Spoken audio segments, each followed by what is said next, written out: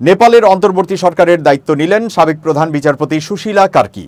দেশের প্রথম ও একমাত্র নারী প্রধান বিচারপতি এবার বিক্ষুব্ধ জেনজি তরুণদের পছন্দে দেশের নেতৃত্বে এলেন। সাম্প্রতিক বিদ্রোহে সাবেক প্রধানমন্ত্রী কেপি শর্মা ওলি পদচ্যুত হওয়ার পর ভার্চুয়াল বৈঠকে ভোটাভুটিতে কার্কি পান 31% সমর্থন। খুব সামান্য ব্যবধানে তিনি এগিয়ে যান কাঠমান্ডুর মেয়র বালেন শাহ থেকে, যিনি পেয়েছেন 27% ভোট। কার্কির আইনজীবী হিসেবে পথ চলা শুরু হয়েছিল 1979 সালে বিরাটনগরে। ধাপে ধাপে তিনি সুপ্রিম কোর্টের বিচারপতি হন 2009 সালে। 2016 সালে নেপালের প্রথম নারী হিসেবে প্রধান বিচারপতির আসনে বসেন। সেই সময় নেপালের প্রেসিডেন্ট, সংসদের স্পিকার ও প্রধান বিচারপতি 3টি শীর্ষ পদেই ছিলেন নারী।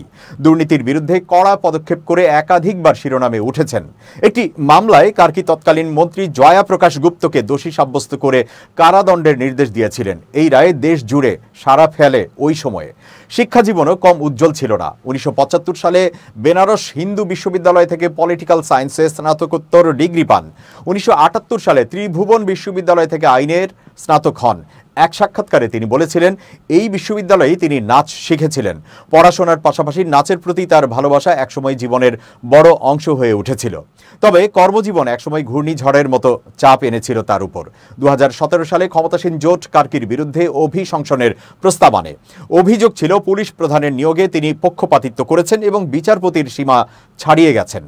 প্রবল রাজনৈতিক চাপে পড়েও তিনি আপোস করেননি। স্বাধীন বিচার ব্যবস্থা ও সংস্কারের পক্ষে নিজের অবস্থান ধরে রেখেছিলেন শেষ পর্যন্ত। কেন জেন জি প্রজন্ম কার্কিকে বেছে নিল? আন্দোলনের মূল সুরই ছিল দুর্নীতি, স্বজন পোষণ এবং সরকারি সেন্সরশিপের বিরুদ্ধে ক্ষোভ। তাদের অভিযোগ ছিল দুর্নীতি ঢাকতেই সোশ্যাল মিডিয়া ব্যান করার সিদ্ধান্ত নেওয়া হয়েছে। কার্কির দুর্নীতির বিরুদ্ধে কঠোর মনোভাব এবং আপোষহীন ভাবমূর্তি হয়তো তাকে সকলের পছন্দের তালিকায় জায়গা করে দিয়েছে।